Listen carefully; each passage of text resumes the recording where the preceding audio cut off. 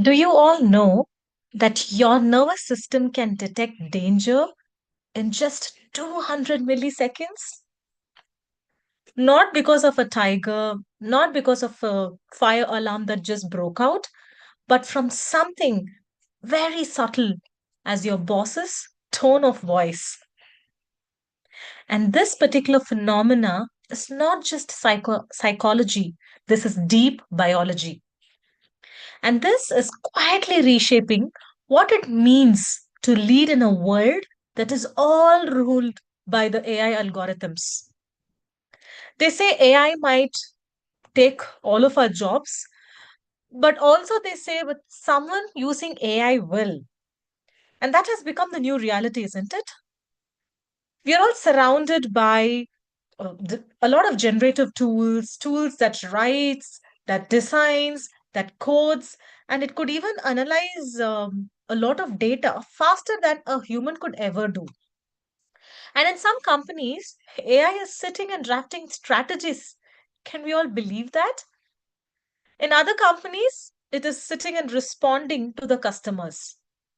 And all of that, when I hear and see, I feel that I'm sitting in a science fiction movie. But the truth is that all of this is already happening. AI is taking over the workplace in multiple different ways. So here's a question that I would like to ask you. What makes you, the leader, irreplaceable in this AI powered world? Because the truth is, AI right now can outwrite you, can outpresent you, can even outlearn you. But there's still one thing AI cannot do. And it might be the one thing that actually makes you the great leader. Sounds interesting, right? Let me explain. Have you ever walked into a room and felt that tension before anyone even said a word? And there was absolutely no shouting, no drama, but something in the air made your stomach clench. What was that? Unspoken words? Total silence. But the reaction which is happening in your body, like your stomach clenching, jaws tightening, that's energy. And in leadership, energy speaks louder than the strategies. Now, here's a paradox. Two leaders can give the same speech, same words, and even the same slide deck. But you know what? One leader can inspire action, another leader can actually inspire silence. When I say inspire silence, means silence people down. So now, inspiring action and silencing people, what is the difference? Both the leaders were giving the same speech, same words, same slide deck, same content. The difference is the energy that the leader was bringing. That unspoken signal your body sends before your mouth even opens. That nervous system cue that says, hey, you know what, you're safe here. Or it could be the other way. Watch your back. So, this subtle nervous system signal that a leader gives is what matters more than the words, more than the slides, more than the strategies that the leader could actually be bringing to the boardroom. In neuroscience, there's a concept called as neuroception. Your body's unconscious radar, which is constantly looking for either trust or a threat. And that is constantly in action. And every leader is a broadcasting signal, constant broadcasting signal, whether they want or they don't want. They can't control. Everybody is broadcasting a signal. So it depends on the leader what kind of signal that they want to broadcast. And this signal is exactly what I would like to call the energy intelligence. And it might just be the most powerful leadership skill AI cannot replicate, and AI cannot clone a leader. So let me repeat that again. You don't just lead with your mind, You lead with the energy, the way people see you in your presence. And that's the leadership legacy that all of us are constantly carrying in any room that we are going inside. So today, I want to talk to you about this hidden superpower, how energy shapes your teams, the culture, the success of the organization, even without realizing it. Because, as I mentioned, we are all this constantly transmitting signal generator. And after learning all of this, one thing that we need to understand right now is that we don't need any more tools because AI is doing all of it, designing, coding, analyzing, quite a lot of skills that the AI possesses today. What we need today as leaders in order to be able to be the best or a great leader in today's AI world is that more tuning of this energy intelligence. Now, before I became a leader, I thought my job was only to speak with clarity, with fluency. In order to run meetings, I just went with crisp slides and confident answers as a leader. But guess what?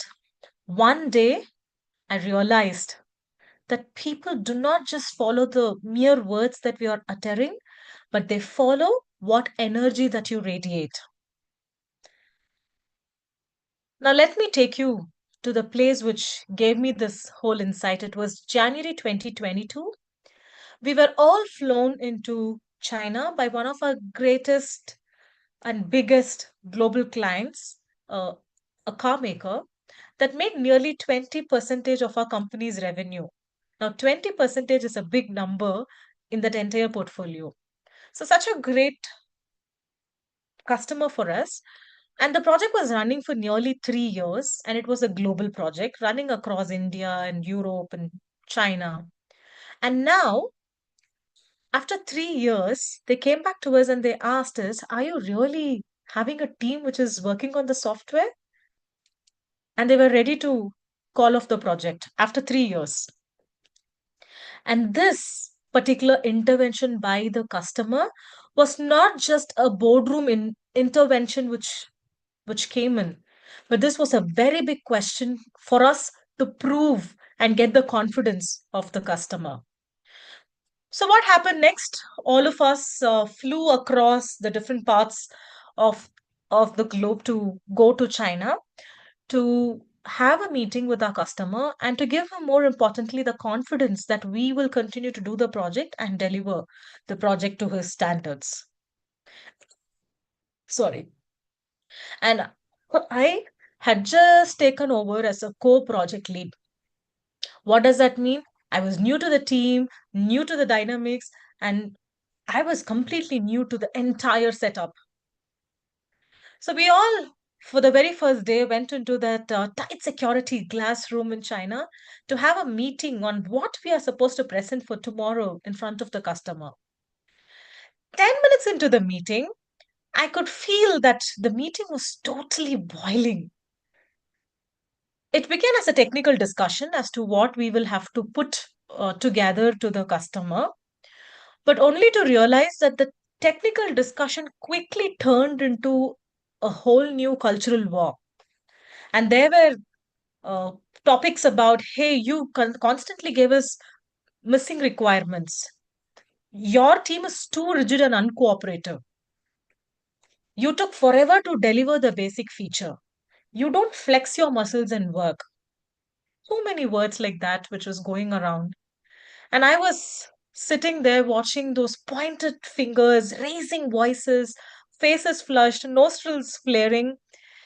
And what I understood was that it was 3 years of that unresentment, unspoken resentment, which was there up in the air, and it was all exploding in real time. I sat there watching, breathing, and feeling that complete emotional strong. And I realized that this was not a miscommunication which was happening between all of them. It was years and years of emotional buildup which was there with them. And now finally getting erupted in that glass room. Then something shifted in me. I stood up. I had obviously no agenda because I was pretty new to the team and I didn't know what was the technicalities which was happening. Neither I knew the history of the whole project. I did not have any answers, but because I stood up, I could no longer sit in that storm of disconnection. I just looked around the room, 15 people, all smart but totally exhausted, and I only said something very gently but clearly. We're not here to fight. Tomorrow, we have to win back the customer confidence. Let's now come back to a common ground and start working for tomorrow. That's all. No big answers, no big agenda, no big technical solutions. Just this. And right after this, I felt that there was silence. Not the awkward silence, but that the sacred silence. And in that moment, I remember this very clearly. Something broke open and the room softened. People finally exhaled, their postures relaxed, and words started slowing down. I felt like I was like that someone who opened that window and let that whole new air in. That's how I felt. What followed was nothing short of transformation. The energy shifted from blame to purpose, from tension to the presence, from noise to clarity. That same day, we worked on the presentation. The next day, we were able to share the presentation with utmost shared commitment and alignment. And guess what? We won the project back. We caught on that last flight out to India just before the border shut down because of COVID. It was 2022 January. While I was sitting in that last flight, surviving, coming back, more than anything, what I could constantly think was what really happened in that classroom. And that was an awakening. It taught me something that no MBA ever mentioned. It taught me something that no communication manual ever explained to me. That is when I realized that every word carries energy. And that's when I realized leadership isn't just what you say, it is what is your nervous system radiating as a energy. That is the moment I began to understand the true power of energy intelligence. And that's when the whole new world of energy intelligence in leadership started for me. So, what exactly is energy intelligence? It's absolutely not about being that charismatic leader when you walk in and then people go, wow. It's not that. It's also not being that loud when you come, you start talking and people go quiet and listen to you. It's not that as well.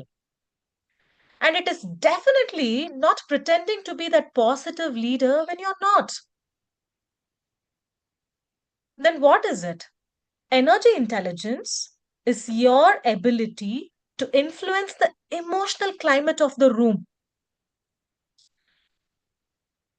And that is a great leadership trait for today's AI world. Not any skills, the ability to influence the emotional climate of a room using nothing but your nervous system. So here's a whole science behind it. Let's start with the polyvagal theory. So, this particular theory was a breakthrough in neuroscience that says your body is constantly scanning for safety. Even your brain understands what's going on. Even before your brain could understand what is going on, your nervous system is constantly already asking, am I safe here? Is there some threat?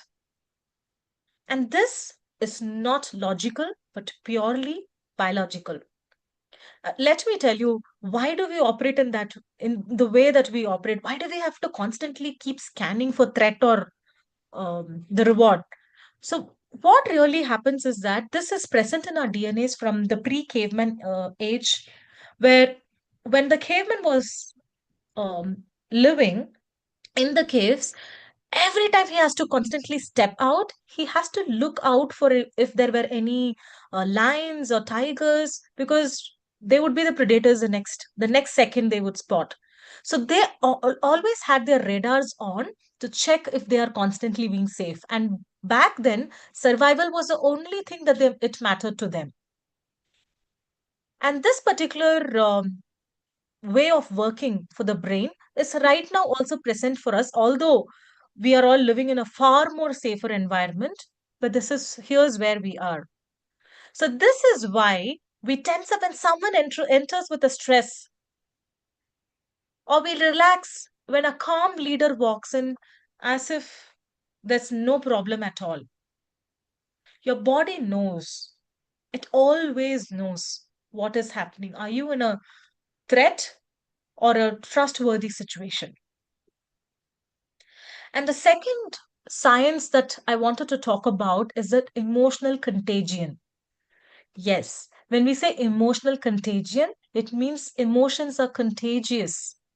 We catch moods like we catch colds, and you can't help it because it's not metamorphically speaking, and these are all neurologically wired. You can't help it. How many of us are sitting calm, chit chatting in the meeting room, and then you spot your leader walking in? And then he's all nervous, his face is very tensed, his jaws are clenched. Of all the time you were laughing and smiling, now you get that energy and you are more tensed as to what's happening. We have felt it, right? So if someone around you is anxious, you start fidgeting.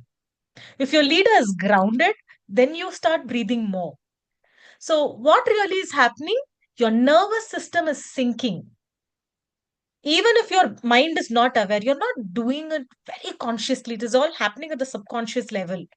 Your nervous systems constantly keep sinking. So that's emotional contagion. Now, the third science that I wanted to talk about is this mirror neurons. So these are these specialized brain cells that activate when you see someone else act or feel.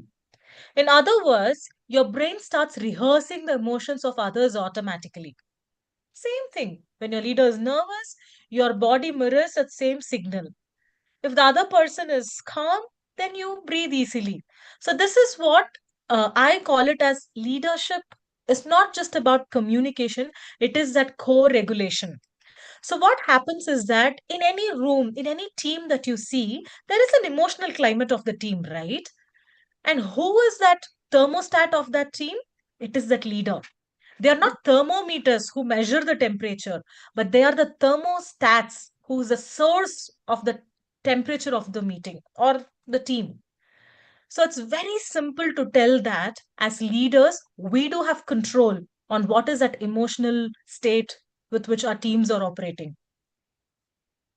So it is not just what you say, how your body is acting to it, how your tone is landing, how your eyes are, reassuring the message that you're telling, how your presence either amplifies chaos or restores the safety.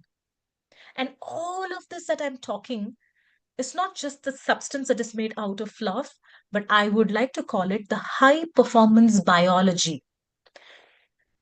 High performance biology for you to hack to become a high performance leader in order to turn your teams into high performing teams. And that is the greatest asset for your organization and success. And in an AI driven world where logic can be automated, skills can be outsourced, like what we saw, right? The designs and the codings and analysis that could be done. What we are talking is nothing but human intelligence, the emotional, energetic intelligence.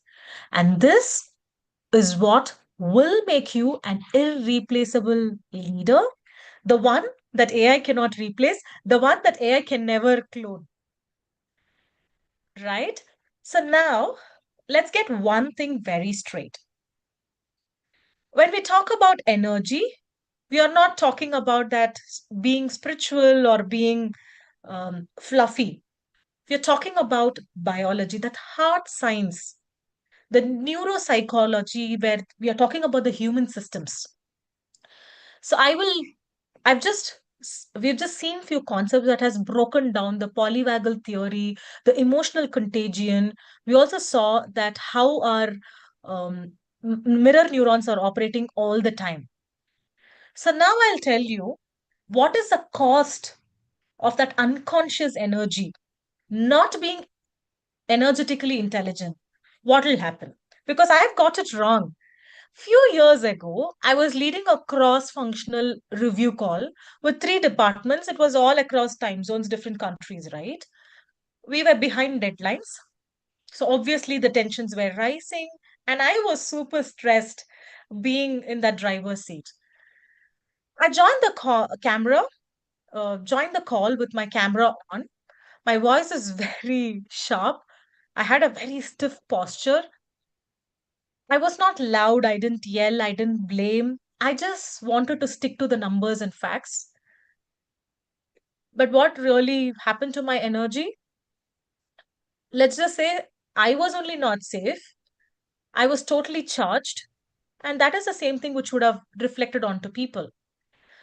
So the meeting went on. After 20 minutes of that rapid fire updates as why this was not done, why this has not been updated, how could this not work, all of that rapid fire updates was happening.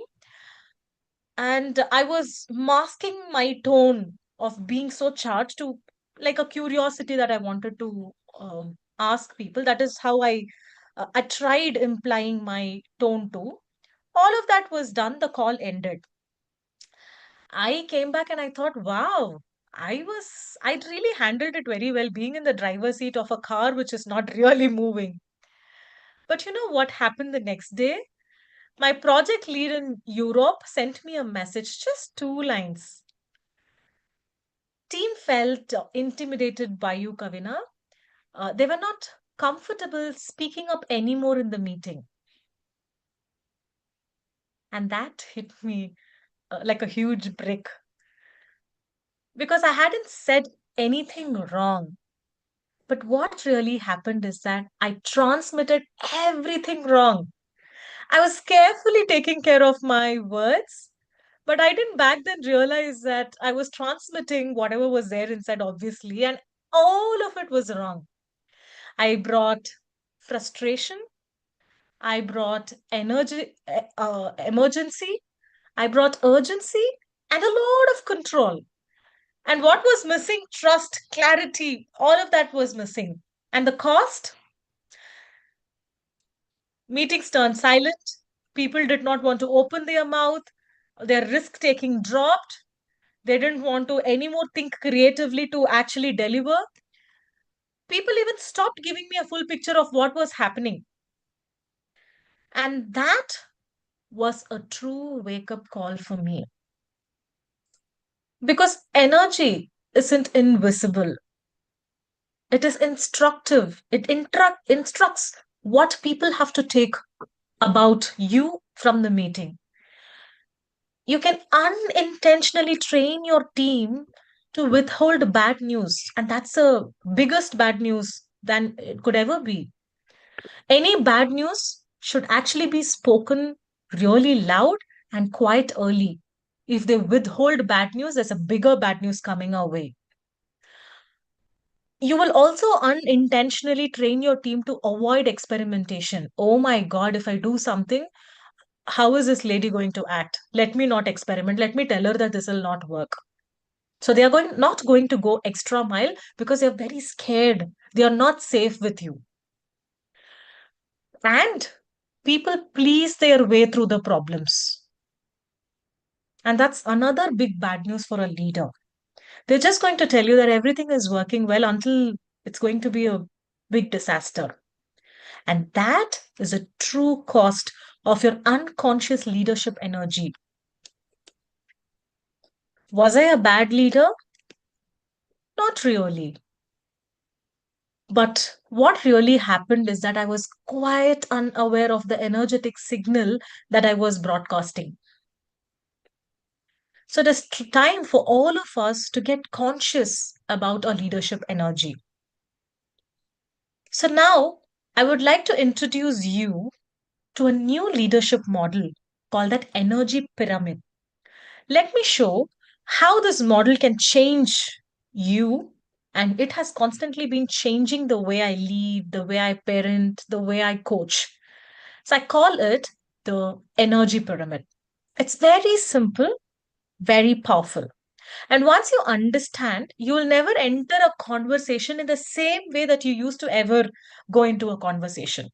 Now imagine a triangle. Pyramid is a triangle, right? More like that Maslow's theory hierarchy that you have all heard and learned in your management studies. But for leadership energy, this is something called as energy pyramid.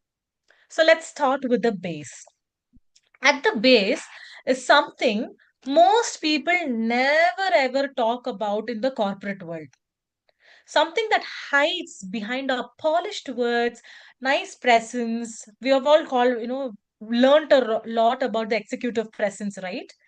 And the leadership frameworks. So these are all certain polished things that we talk about. And the base that I'm going to talk about is something that hides far behind all of this polished feeling that you give. And this base is called unconscious karma. What does that mean? The baggage you don't know that you're carrying as a leader. Unconscious karma is this emotional residue that you walk into the meeting with. You remember how I walked? I was like, oh my God, I'm in the driver's seat and this particular car is not moving. How am I supposed to go to the destination? And these people are not working. It's your fears, it's your childhood wounds, your beliefs about your people, the power, the conflict. Some of us don't want to get into conflicts, right?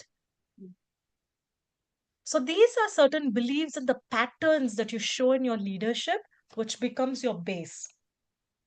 It is the stories you've internalized from the past failures, the promotions, the layoffs, the betrayals that you've had. All of this will be that invisible luggage in your mind that's nothing but your base. You may not see it, but the beauty is that your team is able to feel it. A leader who fears being questioned might become defensive in the meetings. And when you become defensive, you may not know that the defensive energy that you're spreading is something that the teams can feel. And what happens? We saw all of that cost of the unconscious energy that we are spreading, right?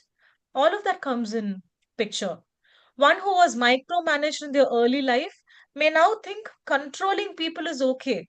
One of my lead was telling me that, yes, I do micromanagement. So what? That's when the work gets done. You see, the belief. He's told it to the teams, and the team came and told me that Kavina, he said that it is okay to be micromanaged. That's how things work. I said, hey, that's not the culture that we are building right now. Can we drop that? And a person can very strongly get up and say, is he a wrong leader? No. It is just that he has unprocessed emotions and feelings that he has, which might be occurring from his early stages of his career. Somebody has told him that micromanagement is the best way to get things done. As simple as that. Everyone praised you for being strong. So today, as a leader, you are not vulnerable at all. Somebody told you that leaders should have all the answers to all the problems. So, what happens? You, as a leader, when you do not have an answer to the question that somebody is asking, you get defensive and team can feel it. So, these behaviors don't come from the way you have nurtured yourself, they actually come from unprocessed emotions, unprocessed belief system. The problem is that when what's unconscious in you becomes that unspoken energy in the team, and that becomes a tension, and then it radiates to the team. They feel it, and over time they keep processing and processing, and then they shut down. And that's when you get shocked when one of your team members whom you think is a high performing team member, you think that they were all very happy, one day they are going to silently quit, and you will not even know why they quit. And if you go back and dig in deep, it would have silently started in one of the meetings where you've ignored the comment of the person. Second day, you might have seen that person walking, but you had something else in your mind, so you avoided eye contact. Second thing. So, like this, they keep building on, and it becomes the weight in their mind, and they one day want to quit. And this is a ripples that gets created because of your unresolved emotions. And please understand, as leaders, if we all have unresolved emotions, it is not the stopping point there. It is the starting point there. They don't disappear. They just start running into the meetings. And then they start running into your teams. And then they start running into your culture until you become aware of your very own energy. You have to put your leadership governed by your karma and bring that clarity in yourself so that your base is very clear. And that is your unconscious karma, which is your base.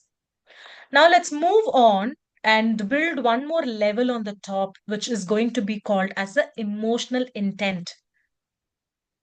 Because the intention with which you speak really matters. Again, the energy intelligence. Let's move and hear about what is that true message behind the words that you're speaking. Again, something which people will be able to absolutely understand behind all that polished words. And this is exactly where the gap appears between what you say and what you feel. You might be a very good leader, speaking very polished words and giving a feedback to one of your leads. And you think, wow, I did a great job as a leader. Only to realize that the person that you gave feedback, he felt completely disengaged later on. Why? Because maybe your words were polished, but the energy, the intention that you gave was not very uplifting for that person. It was more like a criticism than the intention with which you want the person to groom and get better. And this second layer, the emotional intent, is where the gap appears between what you say and what the other people may feel about it. So you might be saying, I'm just giving feedback to grow, but they would feel that, hey, I got totally criticized. He doesn't like me or she doesn't like me. Your team will always be able to tune to the emotional frequency before you even process your words and you start speaking. And that's how neuroscience works. Our limbic brain is responsible for processing all the emotions and fires before your logical brain actually can process logic, process language, process all of that words.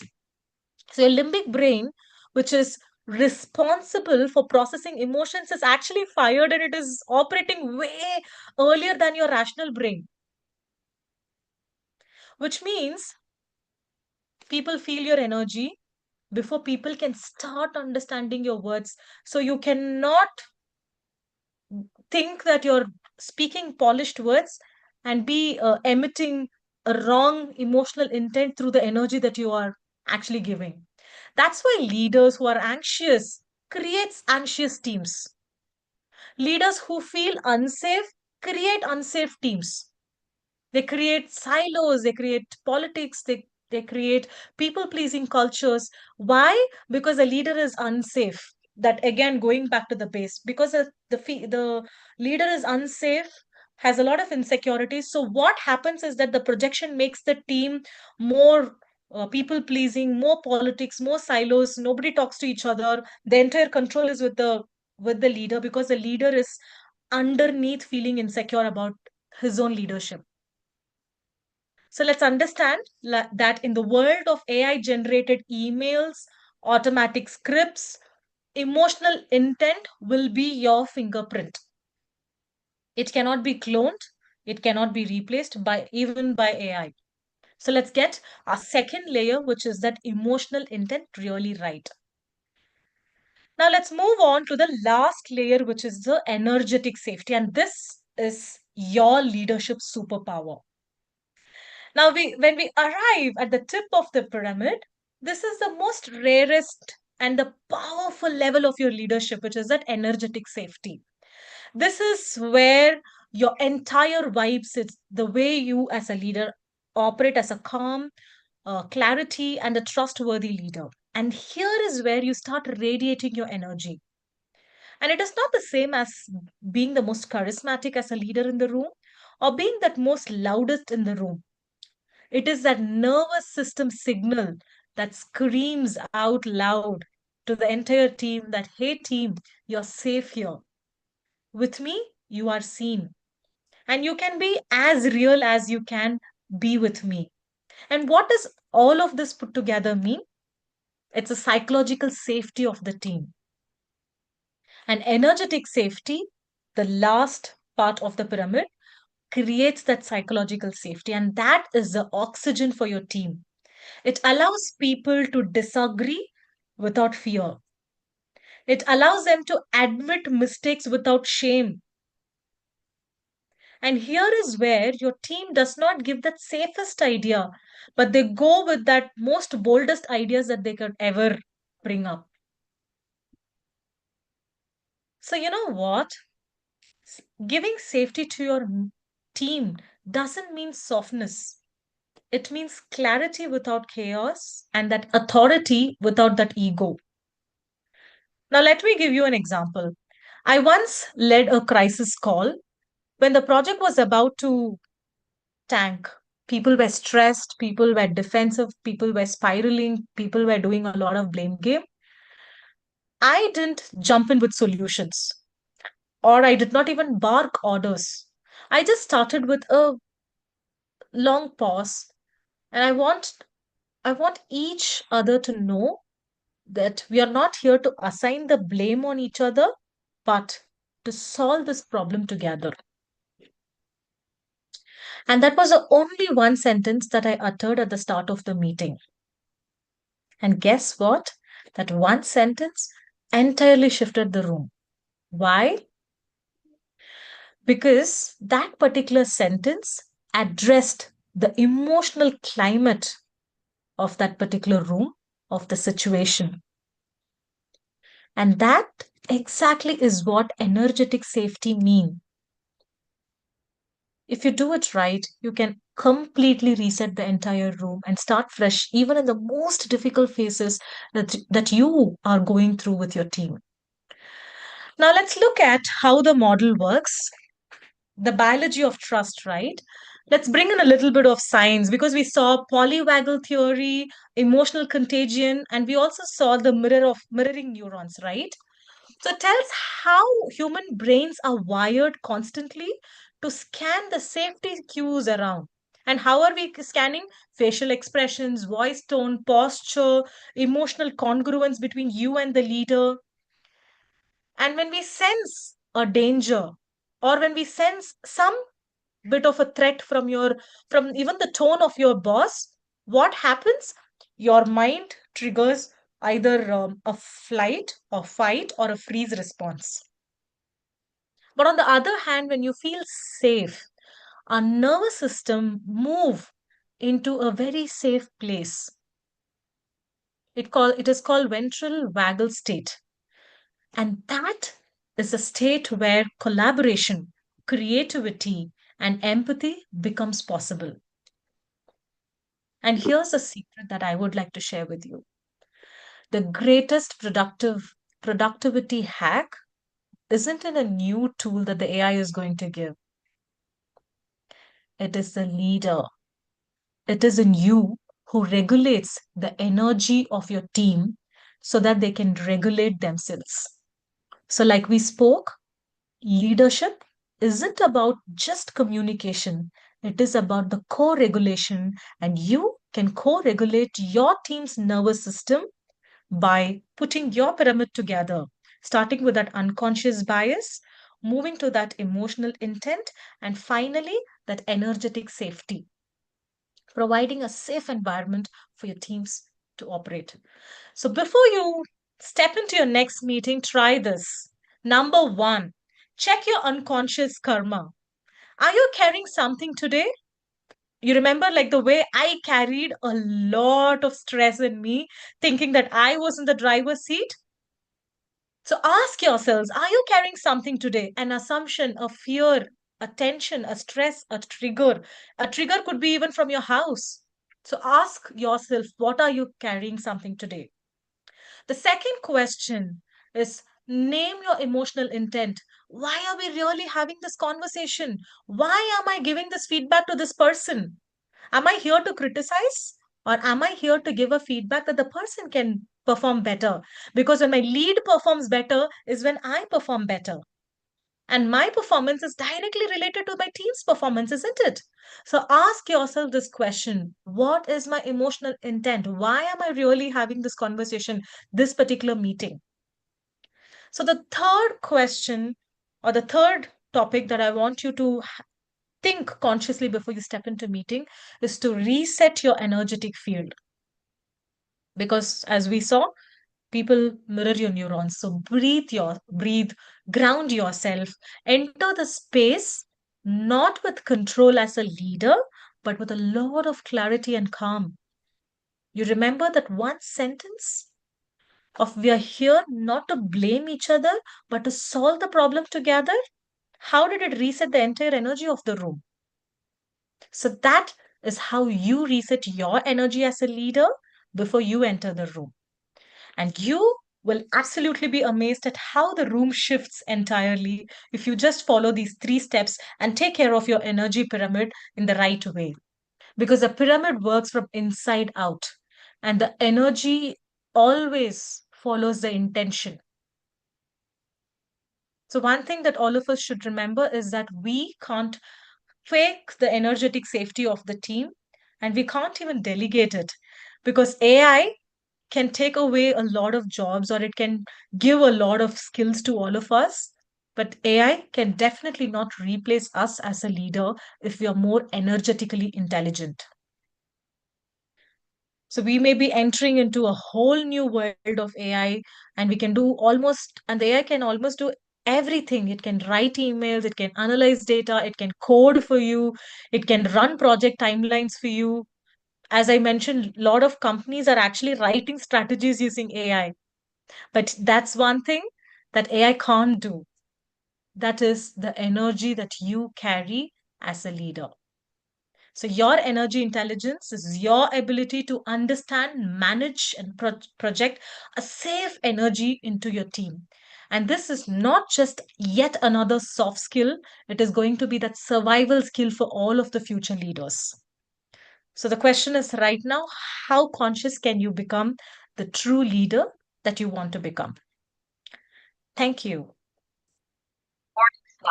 Any questions? Yeah, it's speak, ma'am.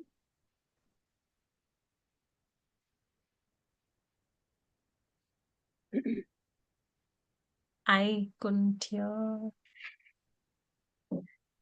Uh, we can hear. Yes, Neha, yes. Uh, I could finally see you. Yeah.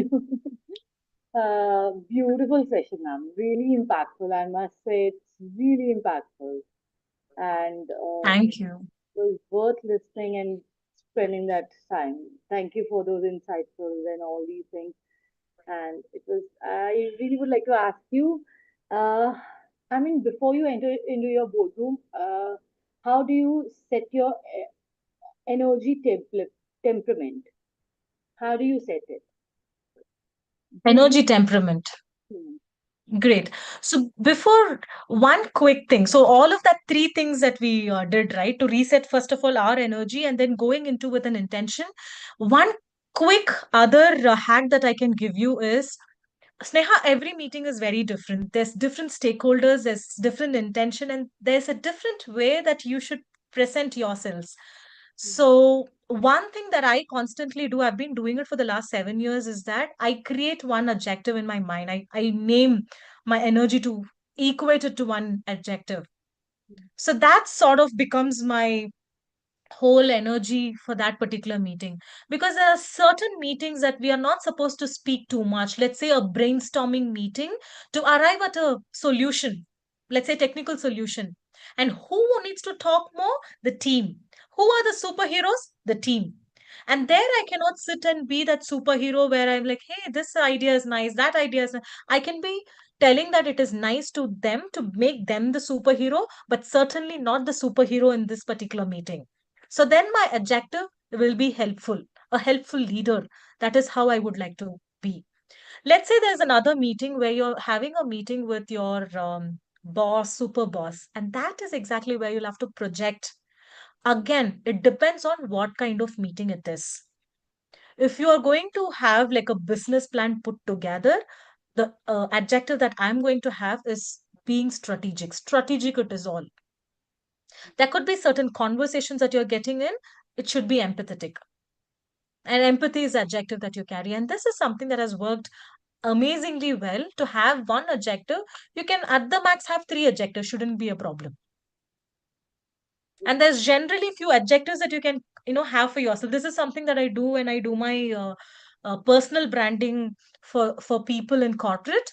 So I actually tell them that create labels for yourself, a bigger umbrella of label that you can create for yourself, so that you start embodying every meetings you walk into, every conversations that you're having, even during coffee. What is that energy that you're, because you can't be one leader during the, let's say, in board meetings, and you cannot be a different person in coffee place, and you cannot be a different person when you're going for a networking night with a lot of nice party and music, right? So a cocktail evening cannot be the same.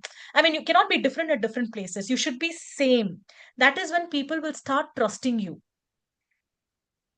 So labels, adjectives will definitely help.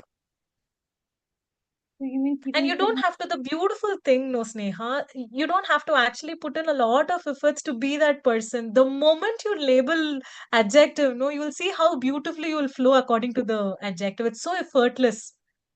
is that, may I just take it like being you is being positive, and being you is what the intentions and the idea is? Is that so? Being you, yes. Being you, also shaping yourself, right? And we are all, if you talk to me, have I arrived as a leader? No. I deal with unconscious bias day in, day out. Mm-hmm. When I'm having a conversation, I may not know that it is stemming from my unconscious bias, but I'm fighting it day in, day out with my emotional intention, with the words that I speak. So we are all shaping ourselves to become better leaders. So I wouldn't say we are this or labeling what am I, but labeling where I have to be. What kind of a leader that I would like to be.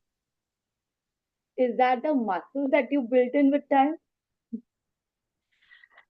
If you ask me, yes, it is a muscle that we'll have to build in, because there are certain things that we naturally have as leaders, right? If I ask you, Snehal, what are you? You will say, Kavina, I am more a people leader. I am very empathetic. So what happens is that if you see any leadership skill, right, there are two sides of it. There's a positive side. There is also a shadow side that we look at. But you know what? Building muscle, or I would say flexing muscles equally on both the sides is important. When I would like to call myself a people leader, that may naturally come great tick, but we should also flex and work on the other muscle, which is the task oriented leader. People oriented, task oriented. Just So ask you us. need to constantly keep flexing both the muscles, because when you are in utmost tension and pressure, we can't be people leaders like, oh yeah, I understand. Okay, go home early today. Because then the tasks are burning. So that time you need to flex your other muscle, which is your task oriented muscle. So I would say being a leader, we should constantly be flexing. That's why I would like to call it a leadership gym, where you constantly lift weights and keep flexing both the muscles. And all of this energy and creating intention, emotional intention, is for us to engage which muscle, because sometimes you have to engage in this muscle, sometimes you have to engage this muscle. So this very clearly gives you an indication as to what kind of a leader are you going to be that particular day. So you, Having that said, just 1 minute, Neha. I've been in meetings where I've literally been on fire with my team and I go on, da, da, da, da, da, da, da, da, da. I've done that as well. But guess what? Today I've built my team so close that when I walk out, I'm like, okay, done. Okay, guys, you understand, right? Was I very rude during a coffee conversation? And then they tell me that, Kavina, even when you shout at us, we know that your intention is to actually bring the best from, in all of us. So that is the intention, you see. You're not being very nice and calm all the time. You're also this. But what's important is that the team knows what you actually mean. I got I it. hope I answered. Yes, thank you. It was beautiful. Thanks for the question. It was really brilliant to hear all of that coming out. Thank you. Any other questions? Thank you, Kavina. Yes, You if not, covered Shubha. it. Covered it so well, Kavina. I Yeah. learned, Thank you, Rajvi. Thank you very much, Sneha. I learned a lot. Thank you. It was really My great. pleasure, always. Thank you. Good night, everybody. Yeah. Thank you, Kavina. I think we should wrap it up now because now we don't have more Yes. questions. You covered it so beautifully. Thank you. Thank you. Thank you very much, Shabana. Thank you. Thank you, everyone.